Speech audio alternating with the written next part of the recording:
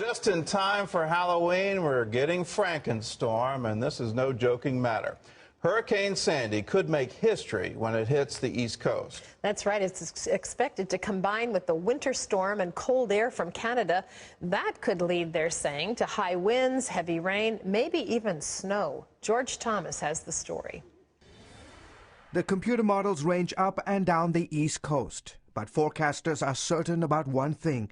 This monster storm will take a direct hit somewhere between Virginia and New England. Potentially, it could be a very significant event, a very dangerous event. Along the Mid-Atlantic and Northeast, every local agency, from public works to transportation to state police, are mobilizing. Because it's such a large area, you're just going to have lots of people affected. So just a big mess for an awful lot of people in the early part of next week. Residents are also preparing. Now we got backup generators ready to go. For the roughly 50 million of us who live in Sandy's path, expect her to bring gale force winds, heavy rains, and extreme coastal flooding. As the wind picks up and these gusts pick up, if you're a little bit further out than we are, you can obviously get lifted up and carried into the water. The hurricane will collide with an early winter storm from the west and a blast of Arctic air from the north this weekend, creating what forecasters are calling a perfect storm. We have the potential for heavy snows in the mountains of West Virginia up into southwestern Pennsylvania or perhaps even eastern Ohio. With the potential of becoming the worst storm to hit the U.S. Northeast in 100 years and causing as much as $1 billion in damages after it blows through early next week. Thursday night, Sandy slashed the central Bahamas after roaring through the Caribbean. The storm killed more than 20 people there, most of them in Cuba and in Haiti. Meanwhile, CBN's Operation Blessing is taking steps to prevent another cholera outbreak from spreading in Haiti in the wake of Hurricane Sandy. Water supplies will take a hard hit due to Sandy's flooding rains. OB is working around the clock to produce chlorine to help purify those supplies. Being a waterborne illness, every time that the rains increase, we see a dramatic spike in the number of patients in the hospitals and clinics that are affected by cholera. Water purification in Haiti has been a major focus of Operation Blessing since the 2010 earthquake devastated the country. Haiti is currently home to the world's largest cholera epidemic. In the last 2 years, over 7,000 people have died from the disease. And Operation Blessing is also ramping up to offer help across the East Coast. They've already begun working with pastors, preparing equipment, and making plans to feed thousands of storm victims. George Thomas, CBN News. Well, if you live on the East Coast of the United States, particularly in Delaware, New Jersey, New York City, Pennsylvania, I hope you're taking precautions in advance of this storm. And I hope we're all praying as a nation that this storm would move harmlessly out to sea. There could be a track where that happens, and that would be wonderful, because I think the last thing we need next week is 5 days of soaking rain, snow, sleet, ice, and the winds, high tides, all of that. This is a Frankenstorm. And Operation Blessing is there. And if you want to participate in helping people, particularly in Haiti right now, there's a risk for cholera. But Operation Blessing is on the ground preparing for that and helping to provide clean water, chlorinated water, that kills that cholera before it gets into people. So we're there in your name when you're part of the 700 Club. And if you want to give a special relief to the CBN Disaster Relief Fund, you can do it through CBN Center, Virginia Beach, Virginia, or just call us. Use your credit card, 1-800-759-0700, or you can log on to CBN.com. Well, while America is preparing for a massive hurricane, the U.S. military is getting ready in case there's a war in the Middle East. Lee Webb has that story from the CBN newsroom. Lee? Gordon, the U.S. and Israel are conducting one of their largest joint anti-missile exercises. It began as Hamas and other terror groups launched one of their largest missile barrages of the year at Israel. Chris Mitchell has that story now from Tel Aviv. The joint U.S.-Israeli exercise is called Austere Challenge 12. Make no mistake, the United States is 100% committed to the security of Israel. That commitment drives the goal of this exercise, and that is to test and hone our combined ability to defend against missile attacks as we seek to maintain peace through preparedness. The exercise combines the Patriot anti-missile system, the Aegis ballistic defense ship, and the cooperation of the Israeli and American military. Two of the Patriot battery commanders are women. I think it's great. The people are great, very warm, very nice. I met a foreign battery commander, and it's very interesting to talk with them and say, oh, this is what's going on in my battery, this is what's going on in her battery. For us to have the same issues and the same problems and the same great soldiers, it's just been amazing to hear that from another foreign unit. General Franklin stressed the exercise was not related to any current threat.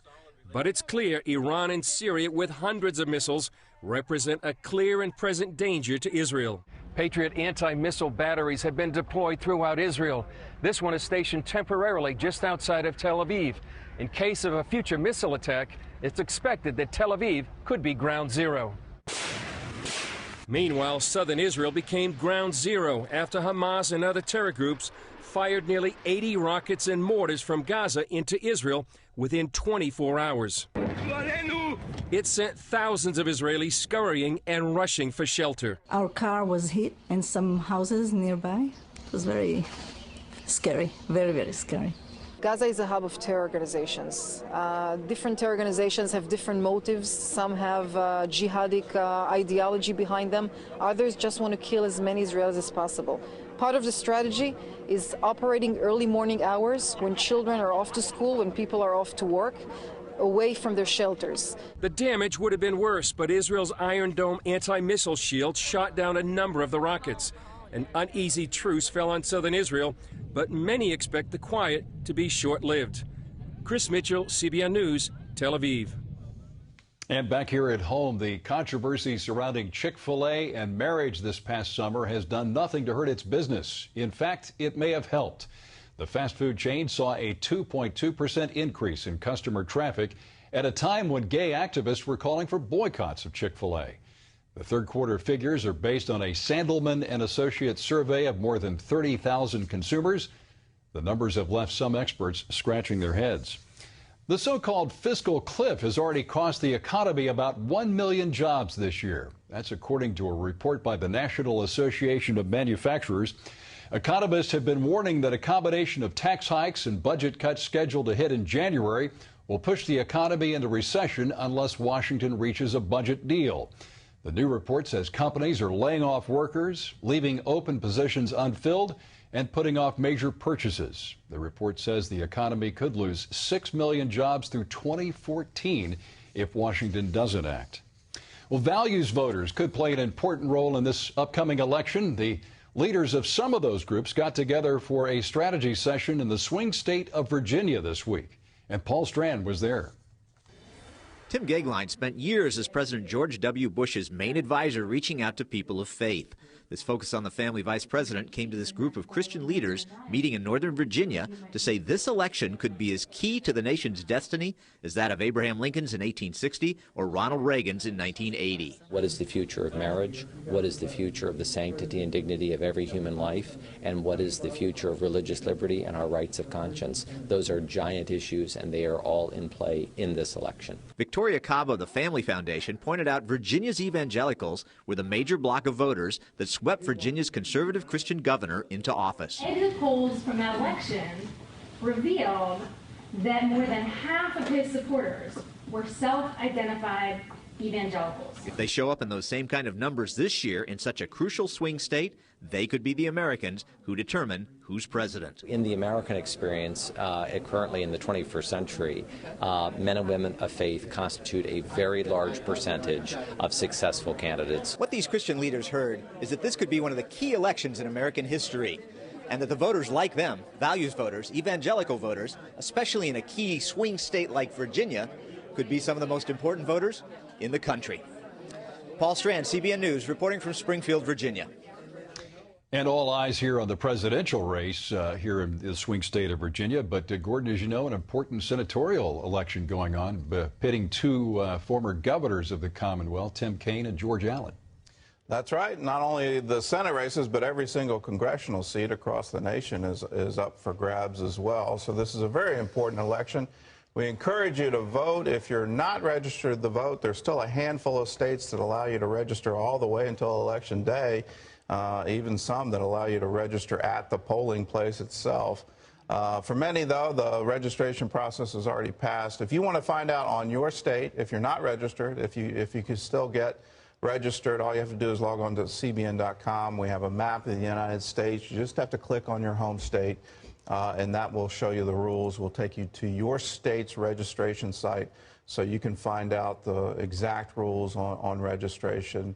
And I encourage you, make sure you vote this year. The father of that Pakistani girl shot by the Taliban is speaking out for the first time since the attack. Malala Yousafzai's dad is promising the 15-year-old girl will return to Pakistan after she's recovered from the shooting. That despite continued threat of Taliban violence against the girl. Malala was shot earlier this month after speaking out against the terrorist group and advocating for women's education in Pakistan. She's recovering at a specialized hospital in the UK. Operation Blessing is helping to feed farmers in Honduras. A recent plague destroyed potato crops in one region of that country. It's left farmers with little income to feed their families. Operation Blessing stepped in.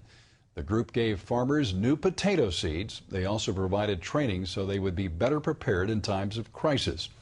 OB's work is already paying off, we're glad to say. The donated seed produced a good potato harvest. Farmers were able to sell their crops and save money. And you can find out more about what Operation Blessing is doing around the world by going to its website at ob.org.